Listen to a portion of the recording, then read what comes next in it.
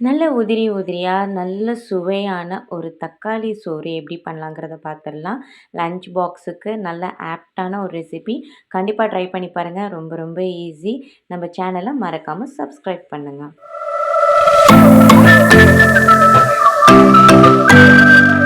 ஒரு கப்பு ரைஸுக்கு தான் இப்போ நான் செய்ய போகிறேன். அதுக்கு உண்டான இன்க்ரீடியன்ட் தான். நீங்கள் எந்த அளவுக்கு செய்கிறீங்களோ அதை அப்படியே நீங்கள் டபுள் படுத்திக்கோங்க.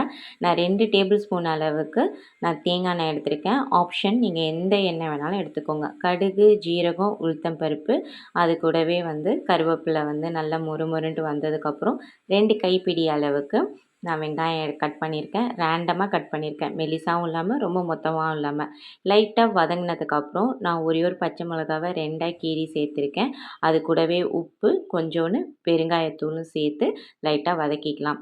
வெங்காயம் நல்லா வதங்கினதுக்கப்புறம் இப்போது 3 தக்காளியை நான் எடுத்திருக்கேன். சின்ன தக்காளி 3 தக்காளி எடுத்திருக்கேன். நீங்கள் பெரிய தக்காளியாக இருந்தால் 1 1/2 தக்காளி போட்டுக்கோங்க ஒரு கப் ரைஸுக்கு. அதுவும் லைட்டாக வதங்கினதுக்கப்புறம் அது கூடவே காரத்துக்கு தகுந்த மாதிரி மிளகாத்தூள், லைட்டாக மஞ்சத்தூள் சேர்த்துருக்கேன். இப்போது 1/4 டேபிள் ஸ்பூன் அளவுக்கு கறி மசாலா, 1/2 டேபிள் ஸ்பூன் அளவுக்கு மல்லித்தூள் சேர்த்துருக்கேன். இதை அப்படியே நல்லா வதக்கிக்கிட்டே வரலாம். நல்லா வதங்க வதங்க உங்களுக்கு தக்காளி நல்லா வதங்கிக்கிட்டே வரும். அப்போ வதங்கிக்கிட்டே வரும்போது உங்களுக்கு தண்ணி விட ஆரம்பிக்கும்.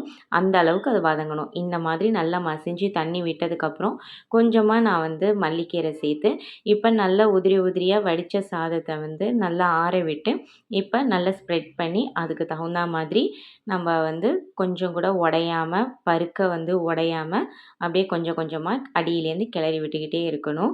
லோ ஃப்ளேம்லேயே வச்சுட்டு செய்யுங்க, இல்லைன்னா அடி பிடிச்சிரும். நல்லா கிளறி விட்டு ஈவனாக எல்லா இடத்துலையுமே உங்களுக்கு அந்த ஒயிட்டு தெரியாமல் ரைஸில் கிளறி விட்டதுக்கப்புறம் அப்படியே அடுப்பை ஆஃப் பண்ணிவிட்டு அப்படியே சர்வ் பண்ண வேண்டியதான். கண்டிப்பாக ட்ரை பண்ணி பாருங்கள். ஆப்டான லஞ்ச் பாக்ஸ் ரெசிபி. ரொம்ப ரொம்ப டேஸ்டியாக இருக்கும். கண்டிப்பாக ட்ரை பண்ணி பாருங்கள். மறக்காமல் சப்ஸ்கிரைப் பண்ணுங்கள்.